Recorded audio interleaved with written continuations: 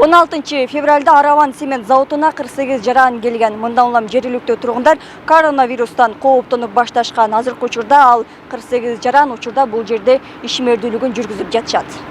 Араван районундагы ири цемент заводуна иштөө үчүн кирген Кытай жарандары учурда жайгашып иштеп жатат. Алар Кыргызстанга Дубай жана Москва аба каттамдары аркылуу киришкен. Ал жактан тыкыр текшерүүдөн өткөн соң Кыргызстанда да карантинге алынып, 14 күндөн кийин Араван районуна келишкен. 48 жаран бир учурда кирген эмес, алар 5 топко бөлүнүп келишкен. Булар Кытайдан чыгып атканда бир текшерилип келип атат. Биринчи транзит болуп келген, Москвага келген, Москвадан, Дубайдан келгени, Дубайдан текшерилип, Ошко келгенде аэропорттон прямо ушул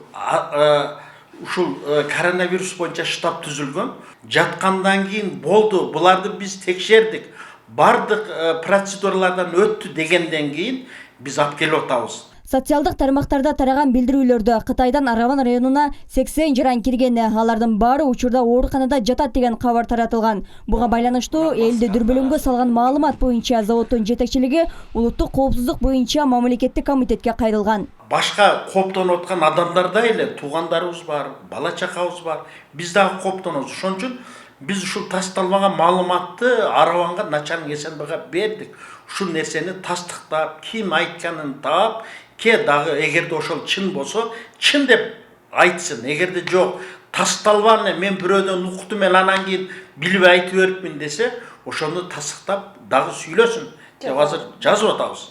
Завод халктуу конуштан 7 километр алыстыкта жайгашкан. Ал арада ар күн сайын мында атайын дарыгер жалданып, Кытай жарандарынын ден соолугун көзөмөлдөп турат. Ал үчүн маска жана ысытманы аныктоочу аппараттар менен камсыздалыптыр. Келген Кытайлар текшерип турабыз. Эртең менен температурасын өлчөйбүз. Электронный термометр менен өлчөп турабыз. 2 саат сайын маскаларын алмаштырып турат. Респиратор тагабыз, спец одеждалар бар, медицинский. Бул учурда Кыргыз-Кытай чек арасында оор жүк ташуучу айдоочулар Ошко кайтып келишкен. 54 айдоочу атайын текшерүүдөн өтүшкөн. Таза чыккан соң мекенине кетүүгө уруксат алышкан. Коронавирус кооптуулугунан улам жума намазга баргандардын санын азайтуу керектигин саламаттыкты сактоо министри эскертти. Ага ылайык тояштардын санын кыскартуу менен эл көп топтолгон жайга барбай турууну сунуш кылды. Бул ыкманы Тегеранда колдонуп, зыярат кылчу жайларга чектөө киргизген. Религия боюнча комитетке жана биздин духовный управленияга ушундай баягы жума намаз, кээ бир нерселерге мындай адамдардын санын азайтуу, аргандай көп адамдар чогулган жерлерде да аркылуу көптөгөн той томошаларда кыскартууга да өзүнүн жолдомолорду берип жатабыз. Министрликтин өтүнүчү эмес, Алланын буйругу бизге көбүрөөк маанилүү. Албетте, вирустун алдын алууга биз деле каршы эмеспиз. Бирок бир гана жума намаз учурунда коронавирус жугат деген ой болбош керек. Жакшылыкты ойлонуп, ар бир адам бардык жактан сак болсок, өзүбүзгө жакшы. Бүгүн Японияда токтоп турган лайнерде кыргызстандык жигиттин коронавирусту жуктуруп алгандыгы аныкталды. Тышкы иштер министринин маалыматында кыргызстандыкты Япониядагы ооруканалардын бирине жаткырышкан. Жарандан 3-чү ирет тесттик текшерүүдөн вирус аныкталган. Бүгүн 4-чү ирет текшерүүдөн өтөт.